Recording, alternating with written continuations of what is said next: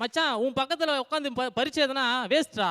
இதுவே நமிதா பக்கத்தில் உட்காந்து பரீட்சை எதனா ஈஸியாக பாஸ் ஆகிடும் தெரியுமா? அப்படியா எப்படா? அவங்க தான் நல்லா காட்டுவாங்களே. அப்படியே காலை வச்சான். ஒரு பையன் இருந்துச்சு, சார் எனக்கு வந்து நாளைக்கு லீவ் வேணும் சார் அப்படின்னா. ஏய் லீவ்லாம் தர முடியாது, உட்காரு. நான் சார் நீங்களும் நானும் கங்காரு மாதிரி. எது கங்காரு மாதிரியா? அப்படின்னா ஒன்றுக்குள்ள ஒன்றுன்னு சொல்ல வந்தேன் சார். சரி டாக்டர்கிட்ட போனேன். டாக்டர் டாக்டர் வாப்பா, கால் பயங்கரமா வீங்கிச்சு டாக்டர். அடா பாவி, கால் வீக்கத்துக்கெல்லாம் போய் யாருன்னா டாக்டர் வருவாங்களா? நல்லா உருவுடா, உருவுனா கால் வீக்கம் போயிடும் அப்படின்னாரு. என்ன சொன்னீங்க? உருவுனா கால் வீக்கம் போயிடும். Okay doctor. டாக்டர் ஒரு 1000 ரூபாய் இருந்தால் கொடுங்க டாக்டர். எதுக்கு 1000 ரூபாய் கேட்குறேன்? என்கிட்ட காசு இல்லை.